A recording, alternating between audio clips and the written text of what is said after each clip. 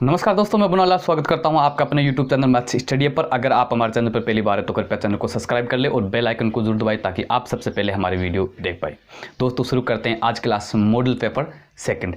Model paper second के कुछ प्रश्न हमारे हो गए हैं। अब नेक्स्ट प्रश्न को हम हल करेंगे। फटाफट से वीडियो को लाइक कर दीजिए, अपने दोस्तों के साथ शेयर कर दीजिए और अपने दोस्तों को भी बता दीजिए कि मैथ्स स्टडी हब पर मॉडल पेपर्स यानी बोर्ड की तैयारी की जा रही है। जो हमारे पास में ये 20 दिन बचे हैं, उन 20 दिन में हम पूरा जो हमारी बुक है उसका निचोड़ निकालने वाले हैं। इन्हीं में ही हम मॉडल पेपर्स करने वाले हैं और पूरा 2 या 3 बार रिवीजन करने वाले हैं। तो रिवीजन करने की आपको विधि मैंने आपको बता दी है। इसी प्रकार हम आगे बढ़ते जाएंगे। उम्मीद करूंगा कि जिन बच्चों को मैं जानता हूं या जो मुझसे यूट्यूब पर जुड़े हैं, उनके मुझे गणित में 100/100 चाहिए। तैयारी मैं करवाऊंगा, करनी तैयारी आपको है, ठीक है। जैसे मुझसे जो जुड़े हुए हैं, जैसे ये महेंद्र है, लोकेंद्र सिंह है, खुशी भाटी है, अमित सैनी है, नरेश सैनी है।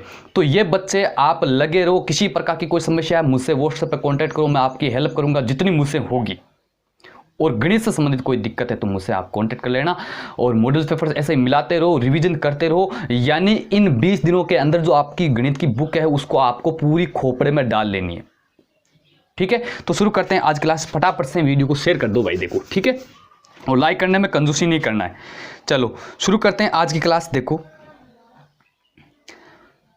14 क्वेश्चन पिछली वाली क्लास में कंप्लीट हो गए थे।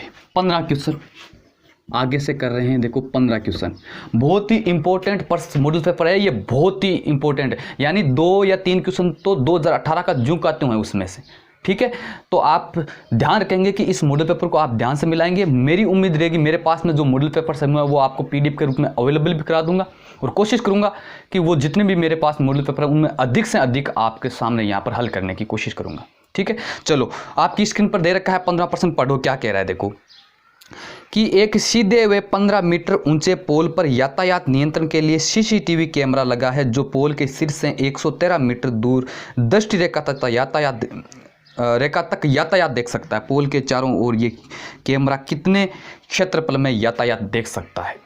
देखो इस प्रकार का प्रश्न 2018 के मॉडल पेपर में भी आया हुआ है, मैंने आपको करवाया है। एक प्रश्न और करवा देता हूँ, देखो। और ये सड़क सुरक्षा वाला में से है, ठीक है। देखो कैसे करेंगे। ये क्या कह रहा है कि एक पोल है जिसकी लंबाई दे रखी है 15 मीटर, ठीक है। और इसके शीर्ष पर क्या लगा है, CCTV कैमरा लगा है। और ये CCTV कैमरा कितनी दूर तक देख सकता है, शीर्ष से 113 मीटर तक देख सकता है। कितना देख सकता है भाई, 113 मीटर तक देख सकता है। उससे आगे ये नहीं देखेगा, ठीक है। थोड़ा सा अंतर, जैसे ये सड़क है और इस सड़क के किनारे ये पोल लगा हुआ है, ठीक है। जैसे मान लिया हमने AB पोल है। बहुत ध्यान से समझना, इस प्रकार का क्वेश्चन अब की बार बोर्ड में और आ सकता है। ABC। अब ये कह रहा है कि ये जो कैमरा A पर लगा हुआ है ये इस पोल के चारों ओर कितने क्षेत्रफल देख सकता है। समझ में आया ना। देखो यहाँ कैमरा लगा हुआ है तो इसके जो बाहर का एरिया उसको ये नहीं देख पाएगा। ये इसके आसपास का क्षेत्र है, इसी को ही देख पाएगा। प्रश्न में क्या कह रहा है कि 113 मीटर तक देख सकता है। पोल के आधार से कितना, पोल के शीर्ष से कितना, 113 मीटर तक देख सकता है। तो जो यहाँ पर जो क्षेत्र है, जैसे ये पोल खड़ा है, यहाँ पर कैमरा लगा हुआ है, तो ये यहाँ तक या यहाँ तक तो देख सकता है, आगे नहीं देख सकता। तो इसके जो चारों ओर जो वर्त बनेगा, ठीक है ना, CCTV कैमरे के नज़र में जो वर्त बनेगा उस वर्त का क्षेत्रफल ज्ञात करना है। देखो समझने की कोशिश करो कि यहाँ तक देख सकता है और इसके ये पोल है, इस पोल के चारों ओर देखो एक वर्त बनेगा ऐसा, ये जिसमें देखो यहाँ तक। ये आपको चित्र बनाना नहीं है, आपको समझने की कोशिश करो आप, ठीक है। चित्र आपको इतना ही बनाना। देखो मैं यहाँ बना देता हूँ बस। AB पोल है, यहाँ पर से ये 113 मीटर है, ये आपकी 15 मीटर। मैं आपको समझाने के लिए कर रहा हूँ। अब ये जो क्षेत्र है इस पोल के चारों ओर, ये क्षेत्र ज्ञात करना। और ये क्षेत्र ज्ञात करने के लिए क्या करेंगे, देखो वर्त का क्षेत्रफल ज्ञात करेंगे। और वर्त का क्षेत्रफल ज्ञात करने के लिए मुझे त्रिज्या चाहिए। तो त्रिज्या क्या होगी, B से लेके C तक ये त्रिज्या होगी। तो ये तो ज्ञात करना है मुझे। और ये कैसे ज्ञात करूंगा, आप देख रहे हैं कि ABC क्या है, एक समकोण है, समकोण त्रिभुज है। और समकोण त्रिभुज में बोधायन प्रमेय से मैं क्या कर लूंगा, BC ज्ञात कर लूंगा, ठीक है। तो देखो 15% में लिखो, दिया गया क्या है, पोल की ऊंचाई। पोल AB माना हमने, AB की ऊंचाई कितनी है भाई, 15 मीटर देर की लिख लो, ठीक है। और ए सी बराबर कितनी है 113 मीटर। कितनी है 113 मीटर। आपको ज्ञात क्या करना है, बी सी ज्ञात करना है। तो क्या लिखेंगे, समकोण त्रिभुज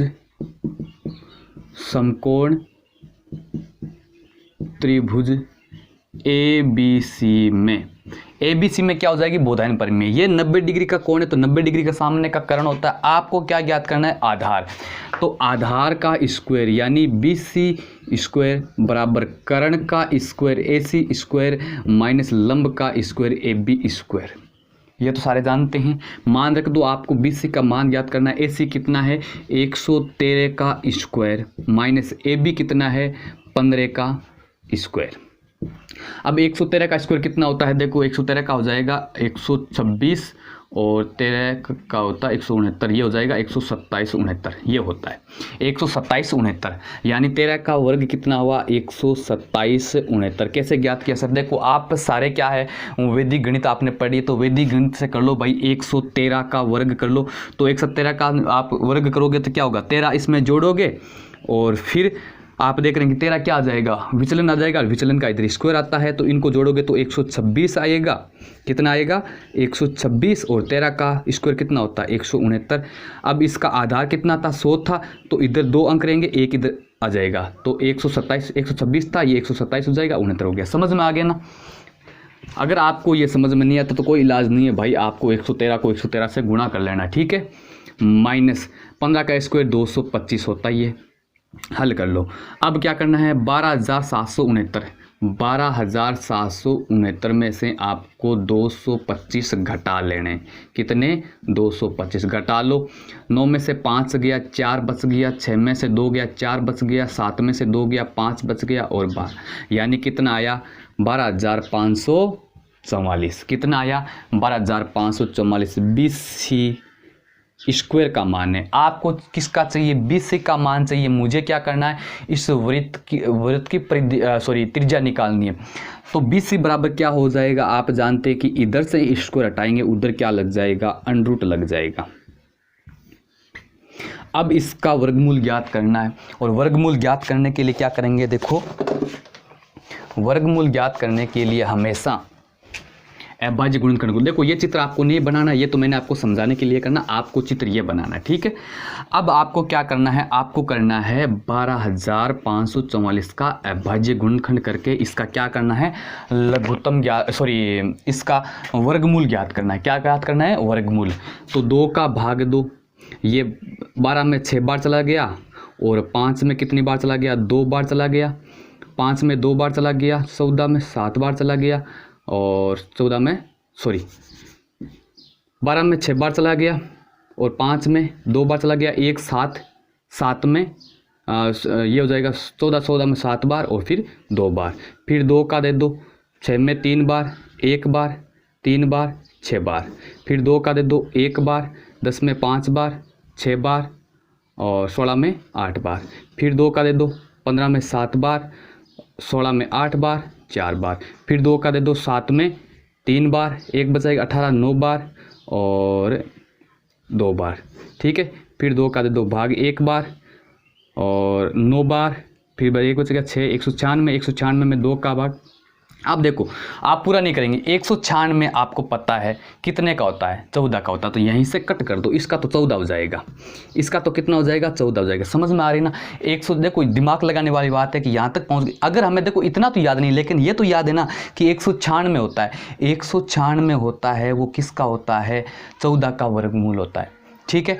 196 का वर्गमूल कितना होता है, 14। यहाँ तक आ गया और ये बच गए, उनका वर्गमूल ज्ञात कर लो। इनसे इससे 2 आएगा, इससे 2 आएगा, इससे 2 आएगा। तो 14 28, 28 दूना 56 और 56 दूना 112, यानी लघुत्तम कितना, इनका वर्गमूल कितना आ गया 112। समझ में आ गया ना। देखो अगर आपको नहीं आया समझ में इस प्रकार से तो कोई दिक्कत नहीं है, आप अपनी जो अभ्यास पुस्तिका होगी उसमें रफ कार्य पीछे पेज पर दे रखा होगा। 12,544 के अविभाज्य गुणनखंड कर लो फटाफट से और फिर उनका वर्गमूल ज्ञात कर लो। और तो वर्गमूल कितना आया 112, यानी ये कितनी आ गई 112। अब ये कहने का मतलब देखो इसके जो चारों ओर जो था क्षेत्र यानी उसकी त्रिज्या कितनी आ गई 112 आ गई। तो क्या लिखेंगे, कैमरे द्वारा दृश्य वृत्त का क्षेत्रफल बराबर क्या होता है, पाई आर स्क्वायर। क्या होता है, पाई आर स्क्वायर। कर लो भाई, पाई का मान 22/7, आर का मान कितना आया 112, तो 112 गुणा 112, इसको हल कर लेंगे।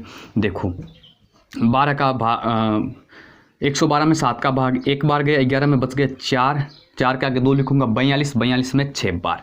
अब इन सभी को क्या कर लेंगे, गुणा कर लेंगे। देखो 6 को 2 से गुणा, 16 को 22 से गुणा करो, 16 2 32 केरी 3, 16 2 32 से 3 35, 352 गुणा 112। अब आपको क्या करना है, 352 को 112 से गुणा कर लेना है। तो 2 से क्या 4, 2 को 5 से क्या 10 केरी 1, 2 को 3 से क्या 6, 1 7 गुणा, यह आ जाएगा 5 2 5 3, फिर 1 से करो 2 5 3, ऐड कर लो भाई 4 2 7 5 बार ऐड 2 14 केरी 1 8 1 9, यानी कितना आ गया 39,424 मीटर स्क्वायर, यानी इतना क्षेत्र है वो कैमरा देख सकता है। समझ में आया। बहुत ही इंपॉर्टेंट प्रश्न है, रोड जो नियम है यानी सड़क सुरक्षा वाला जो चैप्टर है उसका ये क्वेश्चन है,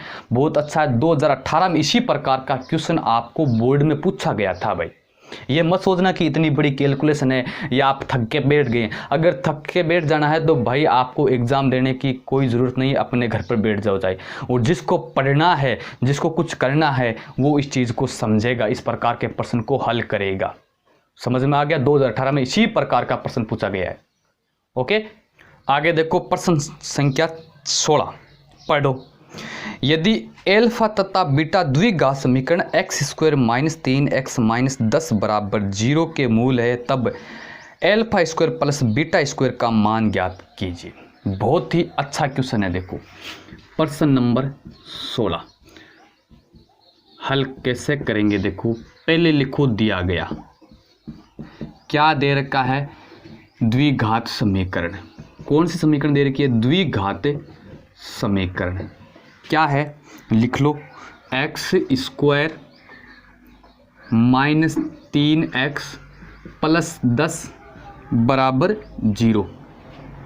और इनके आपको क्या दे रखे हैं, मूल कौन से दे रखे हैं, मूल है एल्फा व बीटा, ये दो मूल है। ठीक है, आपको मान किसका ज्ञात करना है, alpha square plus beta square का मान ज्ञात करना है। किसका, alpha square plus beta square. दो तरीकों से बताने की कोशिश करूंगा, जो आपको अच्छा लगे उससे कर लेना, लेकिन मैं आपको इजी वाला बता रहा हूं। ठीक है, क्योंकि टाइम ज़्यादा लगेगा और मॉडल पेपर्स मेरे पास बहुत सारे हैं, तो मैं कोशिश करूंगा कि ज़्यादा से ज़्यादा मॉडल पेपर करेंगे। जैसे जैसे आपको समझ में आता जाएगा वैसे वैसे हम रफ्तार भी करते जाएंगे। देखो आपको एल्फा और बीटा के अंदर जो संबंध है वो आपको सभी को पता है। यहाँ आप देखो कि a बराबर कितना है 1, x के गुणा में 1 है। b बराबर क्या है, x स्क्वायर के गुणा में 1, x के गुणा में कितना है -3। और c बराबर कितना है, जो कॉन्स्टेंट होता है यानी जो अचर होता है 10। a, b और c के मान आप द्विघात समीकरण से आपको निकालना आता है सभी को। जो x स्क्वायर के गुणा में होता है वो a होता है, जो x के गुणा में होता है जो b होता है, जो अचर होता है वो आपका c होता है। ठीक है, क्लियर हो गया। अब देखो आप जानते हैं कि एल्फा प्लस बीटा मूलों का योग -b/a होता है, सब जानते हैं।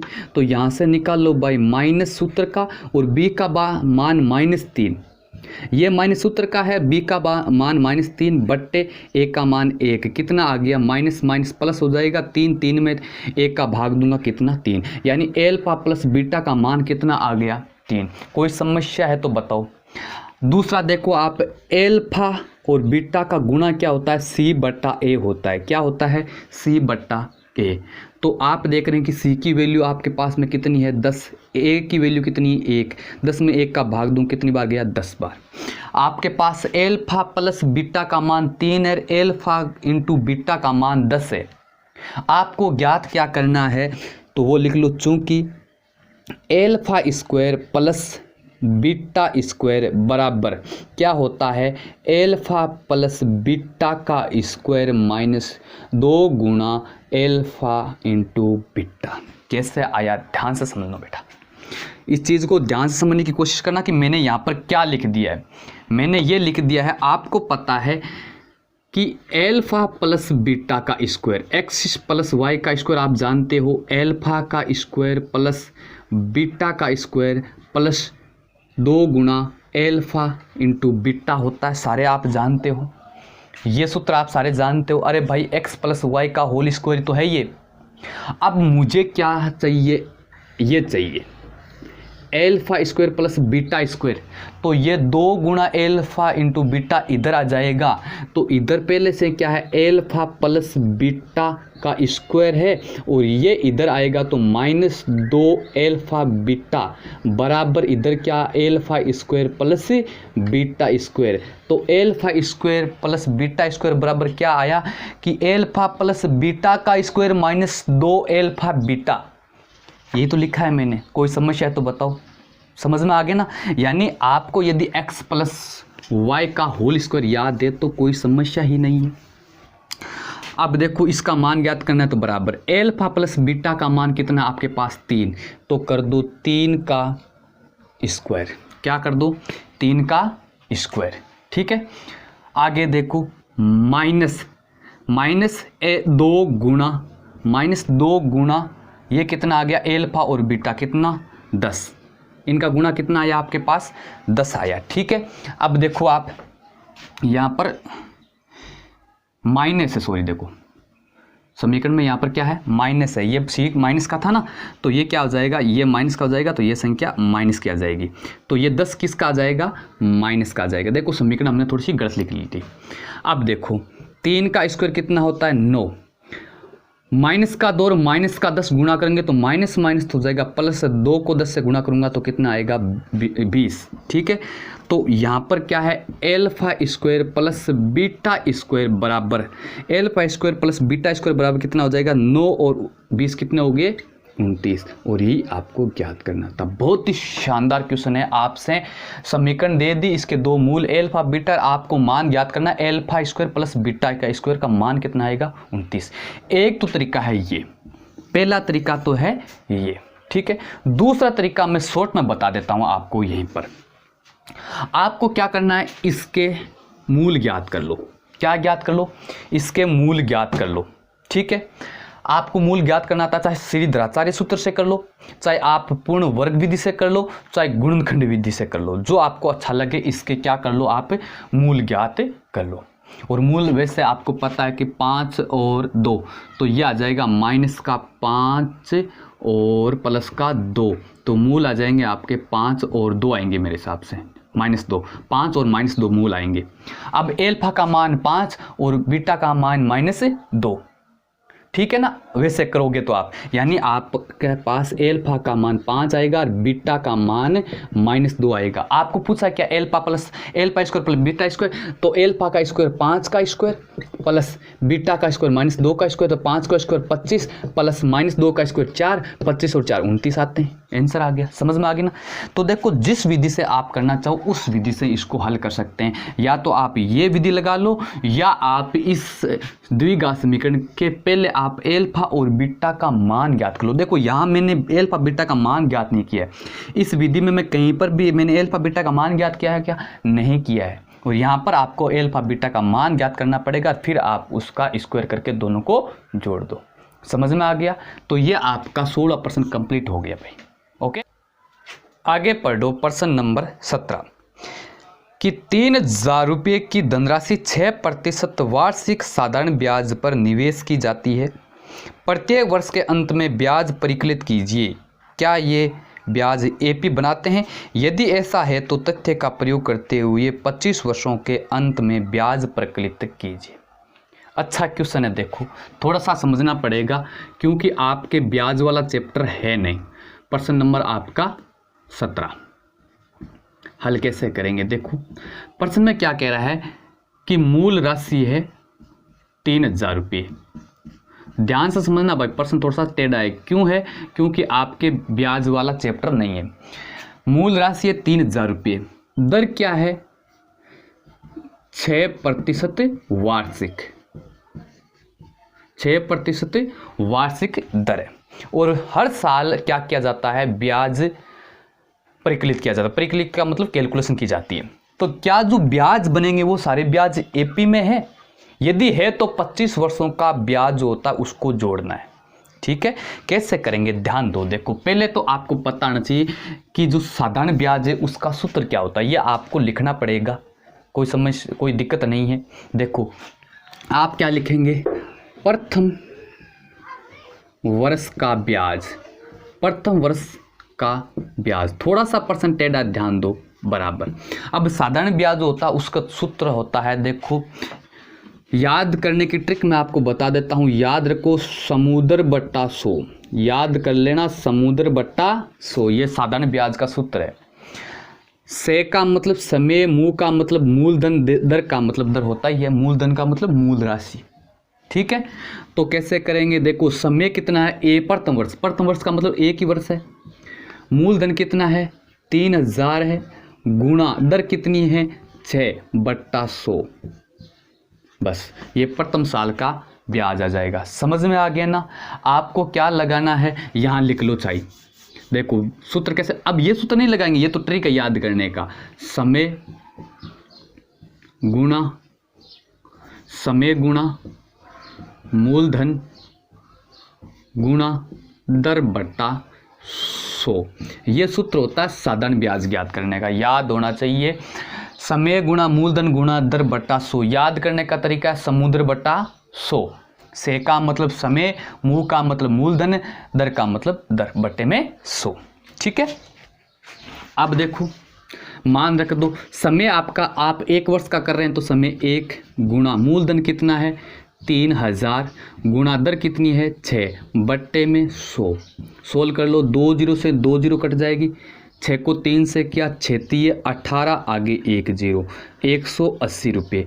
एक साल का ब्याज कितना होता है 180 रुपये। ठीक है, समझ में आया। दूसरे वर्ष का ब्याज, यानी ये तो एक साल का है, 2 वर्षों का ब्याज, 2 वर्षों का ब्याज।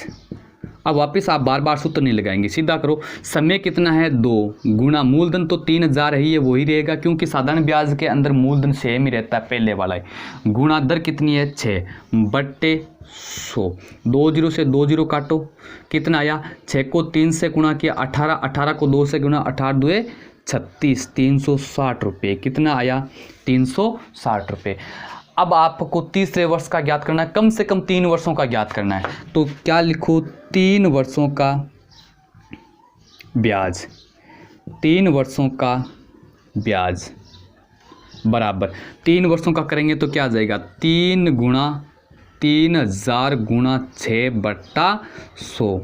भाई समय 3 वर्ष है तो 3 गुणा मूलधन 3000 है, ये दर कितनी है 6/100, 2 0 से 2 0 कटा, 3 3 9 और 9 को गुणा कर दो आप 6 से, तो 9 छक्के 54 होता है, तो 54 यानी 540 रुपये, कितना आ गया 540 रुपये आ गया। ये आपका अभी तक क्या हुआ है 3 वर्षों का ब्याज आया है, यानी ब्याज की सूची क्या बन रही है, ब्याज की सूची आप देख रहे हैं कि ब्याज की सूची बन, पहले साल में 180 रुपये, दूसरे में 360 रुपये, तीसरे में 540 रुपये और आगे ऐसे ऐसे ये सूची बन रही है। अब देखो ये तो हमने ज्ञात कर लिया, जो प्रश्न में कह रहा था कि भाई मूलधन आपको 3000 रुपये दे रखा है, दर 6000 रुपये है और हर साल में क्या किया जाता है ब्याज परिकलित किया जाता है, तो हमने 3 वर्षों तक कर लिया और ये सीरीज बन रही है। अब ये क्या कह रहा है कि क्या ये जो ब्याज है ये एपी बनाता है, ये एपी में है यानी ये समांतर श्रेणी है, तो पहले ज्ञात कर लेंगे समांतर श्रेणी क्या होता है, 2 पदों का अंतर होता है। ठीक है, तो क्या लिखेंगे अब कि 360 माइनस 180, या फिर देखो इस सूची का समांतर श्रेणी नहीं कहेंगे, इस सूची का ये पहला पद, दूसरा पद, तीसरा पद, तो आप क्या करो A2 माइनस A1 बराबर A2 कितना है 360 माइनस 180। अब 360 में 180 घटाएंगे 180 बचता है। इसी प्रकार तीसरे पद में दूसरा पद घटाओ, तीसरा पद 540 है माइनस 360 घटाओ, वही कितना आ रहे हैं 180। आप देख रहे हैं कि चूंकि A2 माइनस A1 बराबर A3 माइनस A2, यानी कि क्रमागत पदों का अंतर सेम आ रहा है। यहाँ पर भी 180 आया, यहाँ पर भी 180 आया। इसका मतलब ब्याज की सूची क्या है, AP बनाते हैं। तो क्या लिखेंगे, अतः ब्याज AP में है। AP का मतलब है समांतर श्रेणी में है। क्लियर हुआ? अभी तक प्रश्न आधा आया है भाई, ध्यान से समझते जाओ। कोई समस्या आ रही है तो आप कमेंट बॉक्स में बता देना। अब आपको प्रश्न में क्या कहे, यदि ये AP में है तो 25 वर्षों का क्या ज्ञात करना है, आपको ब्याज ज्ञात करना है। कितने वर्षों का, 25 वर्षों का। तो आपको पता है कि ये पहले साल का, दूसरे साल का, तीसरे साल का, चौथे साल का, ऐसे ऐसे करके 25 सालों का। तो इस AP के 25 पदों का योग ज्ञात कर ले। तो क्या करेंगे, 25 वर्षों का कुल ब्याज बराबर कुल ब्याज SN कर लो भाई। SN बराबर क्या हो जाएगा, N/2 2A plus N-1 into D। अरे भाई, समांतर श्रेणी के N पदों के योग का सूत्र लगा लो। आपको 25 पदों का योग ही तो ज्ञात करना है। ये पहला पद, दूसरा पद, तीसरा पद, ऐसे ऐसे पद बन रहे हैं, उनके 25 पदों का योग ज्ञात करना है। तो सूत्र लगा लो, S25 बराबर N का मान 25/2, 2 गुणा A का मान 180 दे रखा है आपको, प्लस N का मान 25 माइनस 1 और D का मान भी कितना आ रहा है, अंतर कितना आ रहा है, 180। तो यहाँ पर मल्टीपल कर दो 180। कोई समस्या है? आगे देखो, हल कर लो। 25/2, 180 को 2 से गुणा किया 360, प्लस 25 में 1 जाएगा, कितना बचा, 24 गुणा 180। आगे हल कर लो। 25 बटा, कैलकुलेशन रही है अब तो, 25/2 360, प्लस अब इसको गुणा कर लो 0 18, यह हो जाएगा आपको 18 का, पहले देखो 0 कर लो और 24 को 18 से गुणा कर लो। 18 × 54, 18 चौके 72, 4 और 18 दूने 36, 18 दूने 36 और 7, 36 और 4 40 से 3 43। अब क्या कर लो, 25/2 गुणा, इनको जोड़ लो, 0 और 0 0 हो गया, 6 और 2 8 हो गया, 3 और 3 6 हो गया और 4 आ गया।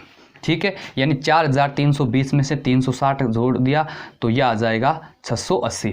अब 2 से काट लो भाई इसको, 2 से 2 बार कटा, 3 बार कटा, 4 बार कटा, 0, यानी आपका 2340 बार कट गया। इसको आपको क्या करना है, 25 से गुणा कर लो। तो 25 को 0 से किया 0, 25 को 4 से किया 25 हो के 100 केरी 10, 25 को 3 से किया 75, 75 और 10 85 केरी 8 और 25 को 2 से किया कितना, 25 दुए 50 और 8 58। 25 वर्षों का टोटल ब्याज हो जाएगा 58,500। कितना हो जाएगा, 58,500। ये ब्याज हमने परिकलित किया। समझ में आया ना? देखो, अच्छा प्रश्न है आपका, समांतर श्रेणी वाला जो यानी AP वाला जो चैप्टर है उसका प्रश्न है। ध्यान यहाँ रखना है कि आपको मतलब ब्याज कैसे ज्ञात करना है, ये आपको क्लियर रखना है। ठीक है, ओके, समझ में आ गया। आगे देखो प्रश्न नंबर 18, पढ़ो क्या कह रहा है प्रश्न नंबर 18। किसी मीनार के आधार से A तथा B दूरी पर एक ही रेखा पर स्थित 2 बिंदुओं क्रम से C व D से देखने पर मीनार के शिखर के उन्नयन कोण क्रम से कोण एक दूसरे के पूरक है। सिद्ध कीजिए कि मीनार की ऊंचाई √AB है। बहुत अच्छा क्वेश्चन है। देखो, इस प्रकार का क्वेश्चन पिछले वाले मॉडल पेपर में मैंने आपको करवाया था और फिर अब करवा रहा हूँ। ध्यान से समझ लेना, बहुत ही अच्छा क्वेश्चन है। क्या कह रहा है कि एक मीनार है, हमने मान लिया AB मीनार है, और इसके एक ही रेखा पर एक और एक रेखा है, उस पर A दूरी पर कोई बिंदु C है और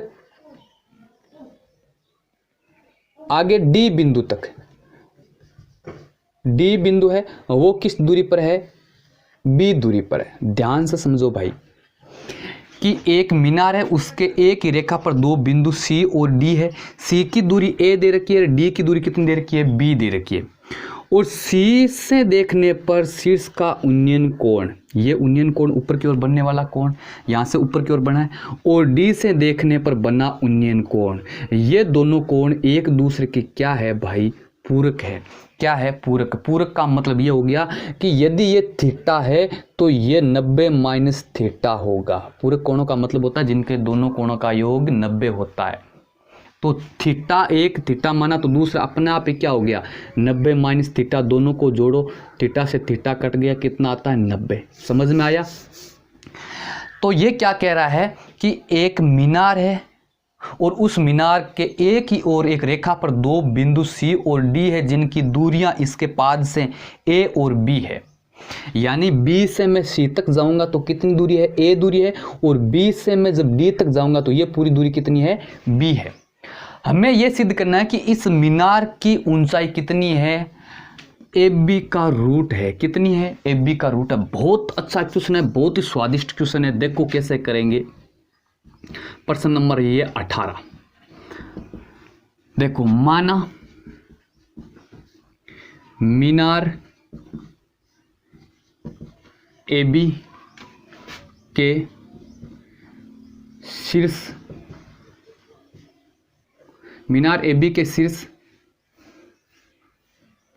पर सी व डी से उन्नयन कोण क्रम से सी पर क्या है? थीटा व 90 माइनस थीटा है। हमने मान लिया, जो आपको दे रखा अपनी भाषा में मान लो भाई, कोई दिक्कत नहीं है। सीधा मान लो मीनार ए बी है, सी पर कोण थीटा है और डी पर 90 माइनस थीटा है। अब थीटा और 90 माइनस थीटा कैसा आया? आपने इसको थीटा माना तो ये अपना आप 90 माइनस थीटा आ गया। समझ में आ गया? क्लियर हो गया? अब देखो और क्या दे रखा है? बी सी। बी सी ये कितनी है? आपके पास में ए है और बी डी पूरी ये कितनी दे रखी है? बी दे रखी है। ठीक है, आपको क्या ज्ञात करना है? इस ए बी की ऊंचाई ज्ञात करनी, मीनार की ऊंचाई ज्ञात करनी। अब ध्यान दो भाई कि यहाँ हमारे पास में दो त्रिभुज बन रहे हैं ए बी सी, जिसमें मुझे ए बी ज्ञात करना है और बी सी दे रखा है। कोण थीटा ये है तो ये क्या है? लंब है, ये आधार, यानी लंब और आधार दे रखा है। फिर त्रिभुज ए बी डी है जिसमें आपको ए बी ज्ञात करना है, बी डी दे रखा है। ये क्या है? 90 माइनस थीटा। 90 माइनस थीटा के लिए ए बी लंब है और ये आधार है। दो त्रिभुज है, दोनों त्रिभुजों में आपको लंब ज्ञात करना है, आधार आपको दे रखा है। तो कौन सी संक्रिया लगाओगे भाई? आपके पास में लंब है, आधार है, आपको किससे लेना देना है? केवल और लंब और आधार से लेना देना है। तो यहां पर कौन सी संक्रिया लगाओगे? साइन लगाओगे, कोस लगाओगे या टेन लगाओगे? तो फिर बता रहा हूं मैं, पीछे भी 2-3 बार बताया, फिर बता रहा हूं कि जो आपको ज्ञात करना है और जो आपको दे रखा है उसकी संक्रिया लगानी है। साइन की क्यों लगाइए भाई? लंब बट्टा कर्ण होता है, कर्ण कोई लेना देना ही नहीं है हमारा, ए सी और ए डी से तो कोई लेना देना ही नहीं है। तो साइन थीटा क्यों लगाइए? समझ में आ रहा है? कोस थीटा क्यों लगाइए? आधार बट्टा कर्ण होता है, कर्ण है ही नहीं।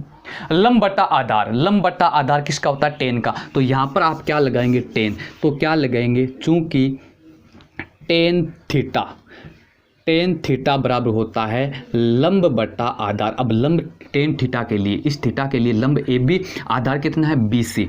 तो यह आ गया बी सी। अब इसको थोड़ा सा आगे और लिख लो कि टेन थीटा बराबर ए बी बट्टा बी सी कितनी देर की है आपको? बी सी देर की है ए। ये समीकरण नंबर होगी 1। ठीक है, फिर आपको क्या करना है? वापस देखो त्रिभुज ए बी डी में। ठीक है, ये तो त्रिभुज ए बी सी में है। अब त्रिभुज ए बी डी में, ए बी डी में क्या है? Ten 90 minus theta, tan 90 minus theta, 90 minus theta ये वाला। अब टेन का सूत्र क्या होता है? लंब बट्टा आधार। तो लंब क्या है? ए बी बट्टा आधार क्या है? B D. A B D वाले त्रिभुज के लिए बी डी। थोड़ा सा हल कर लो। आप जानते हैं कि टेन 90 माइनस थीटा बराबर कोट थीटा होता है, पूरक कोणों की संक्रिया। ठीक है, तो इसकी वैल्यू क्या आई? Cot theta. Tan 90 minus theta बराबर कोट थीटा होता है, बराबर ए बी आपको तो ज्ञात करनी है और बी सी आपको कितनी, बी डी कितनी दे रखी है आपको? बी दे रखी है। ये समीकरण नंबर 2। कोई समस्या है तो बताओ। अब आपको क्या करना है? 1 और 2 को गुणा करने पर 1 व 2 को गुणा करने पर अब गुणा करेंगे तो इधर वाले देखो LHS आपस में गुणा हो जाएगा, बीच में बराबर का चिन्ह लगेगा, RHS आपस में इधर गुणा हो जाएगा। तो क्या आएगा, देखो इसका LHS है tan थीटा गुणा कोट थीटा, इस वाले को गुणा कर दिया बराबर, इधर क्या है AB बट्टा A गुणा इधर क्या है AB बट्टा B। भाई दोनों समीकरणों को गुणा कर दिया। आप सब जानते हैं कि टेन थीटा और कोट थीटा का गुणा क्या होता है, एक होता है भाई टेन थीटा गुणा कोट थीटा। अब कोट का मतलब क्या होता है 1/10, 1/10, 10 से 10 कटेगा, क्या बचा 1। तो सारे जानते हैं आप कि इसकी वैल्यू क्या होती है 1 बराबर AB गुणा AB क्या आएगा AB का स्क्वायर, और A और B को गुणा करूंगा तो AB आ जाएगा। अब मैं इसके नीचे एक मान कर क्या करूं, तिरछा गुणा कर लूं, वज्र गुणा बोलते हैं जिसको। तो क्या आया, जब मैं AB स्क्वायर को 1 से गुणा करूंगा तो क्या आया AB स्क्वायर बराबर 1 को AB से गुणा किया तो क्या आया AB।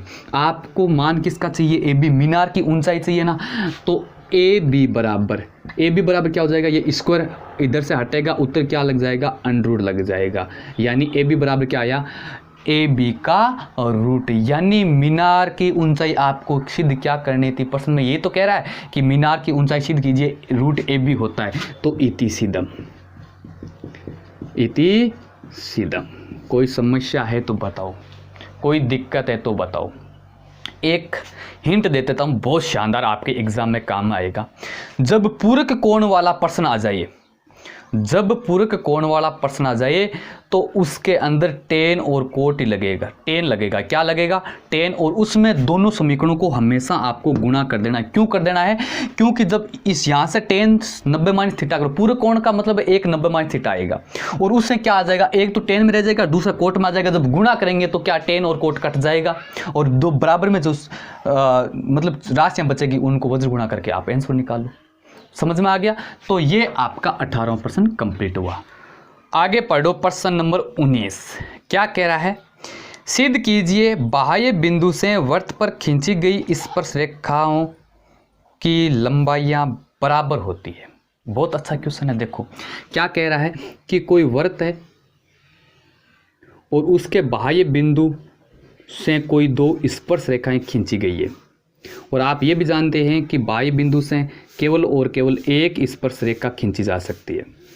आपको सिद्ध क्या करना है कि इन स्पर्श रेखाओं की लंबाई क्या है, बराबर है। ठीक है, तो देखो क्या करेंगे। प्रश्न नंबर 19 हल। माना O केंद्र का एक वृत्त है जिसके बाह्य बिंदु P से दो स्पर्श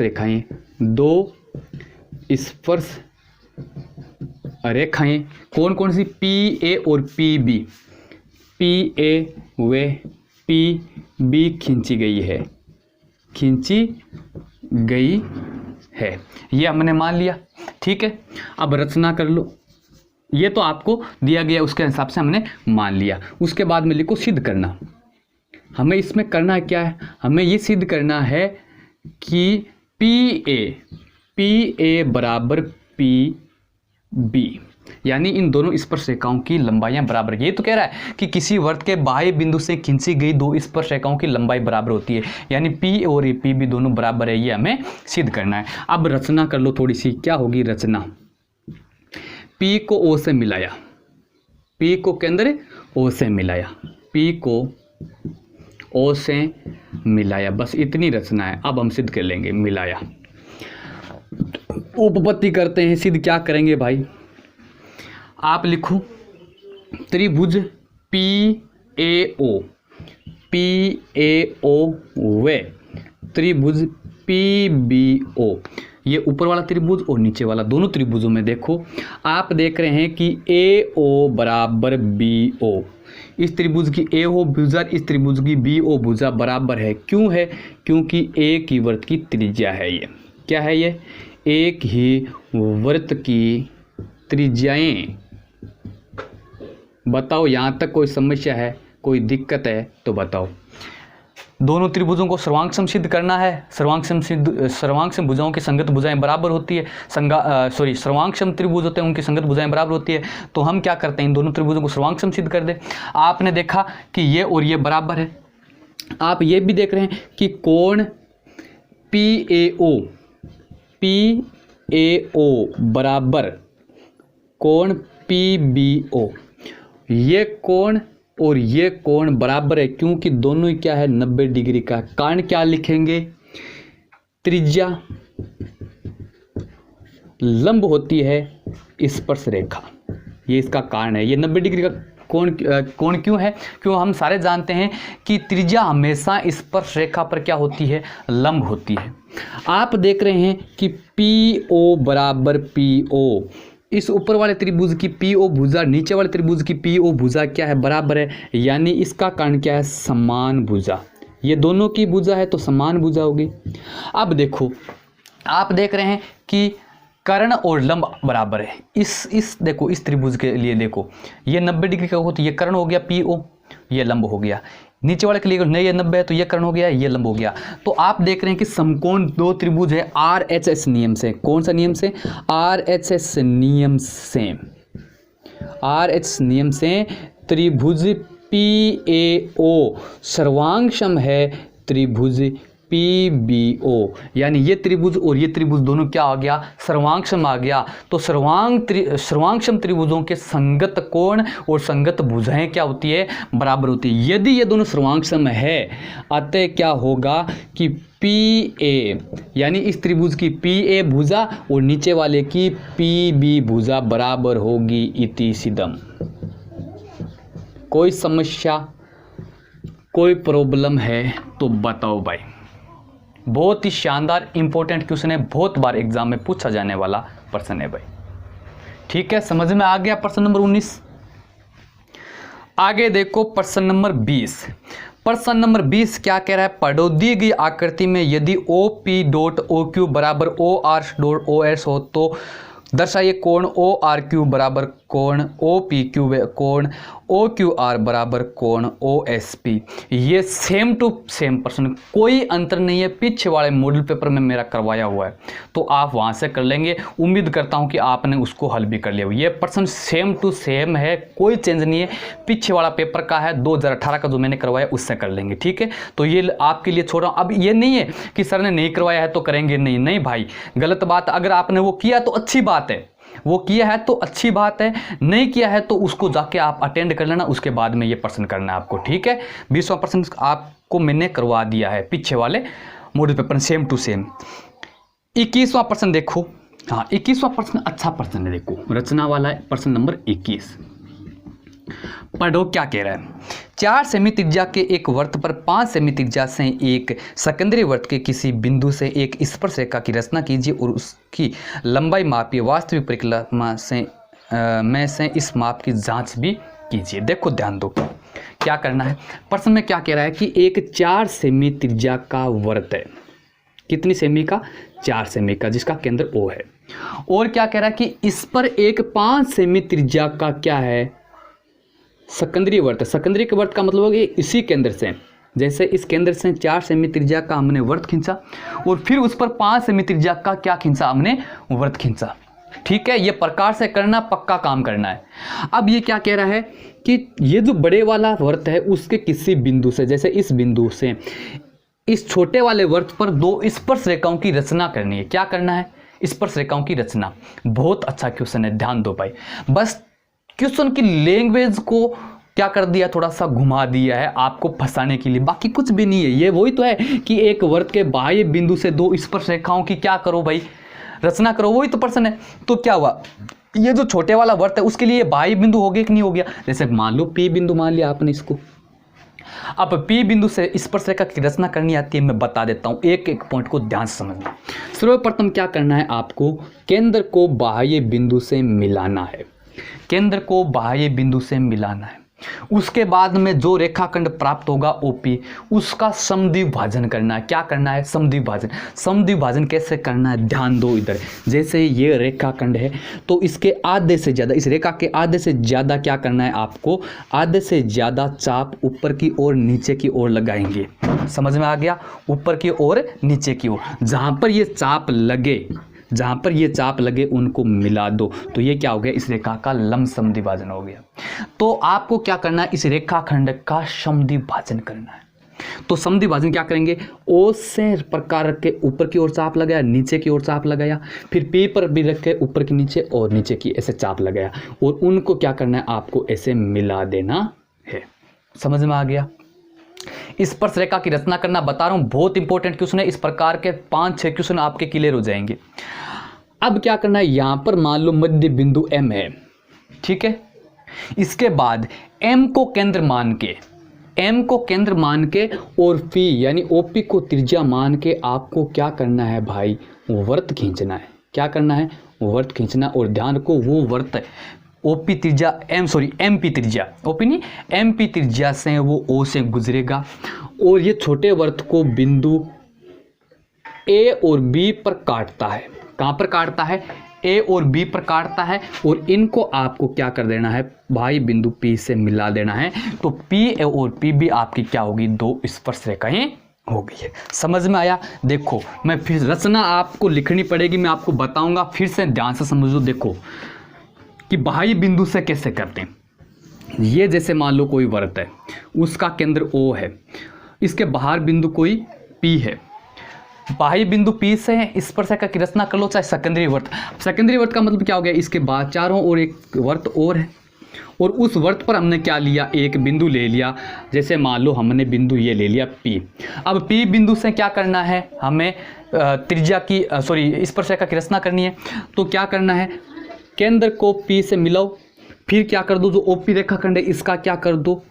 समद्विभाजन। समद्विभाजन के लिए O से ऊपर चाप लगाया, नीचे चाप लगाया, P से भी ऊपर चाप लगाया, नीचे चाप लगाया, और ये जो कटान बिंदु उसको ऐसे मिला दो। ये M बिंदु, ये M बिंदु है, ये OP का क्या है? मध्य बिंदु है, ठीक है। अब इस M को क्या लो आप? केंद्र लेके और MP त्रिज्या लेके आपको क्या करना है? वर्त खींचना है। यहाँ प्रकार रखा ऐसे वर्त खींचना है। समझ में आया ना? और वो वर्त कहाँ से गुजरेगा भाई? वो वर्त O से गुजरेगा। कहाँ से गुजरेगा? O से गुजरेगा। अब ये छोटे वाले वर्त को कहाँ पर काट रहा है? बिंदु A और B पर काट रहा है। ये आपके क्या है? दोनों स्पर्श बिंदु है। तो O को स्केल की सहायता से A को P से मिला दो, और B को भी P से मिला दो। ये PA और PB आपकी दो स्पर्श रेखाएं होगी। समझ में आ गया ना? अब रचना में लिखाऊंगा नहीं, आप क्या लिखेंगे? आपने क्या किया? सर्वप्रथम 4 सेमी त्रिज्या का 4 सेमी व 5 सेमी त्रिज्या के दो सेकेंडरी वर्त खींचे। आपने ये तो किया, पहले ये वर्त खींचा, फिर 5 सेमी त्रिज्या का ये वर्त खींचा।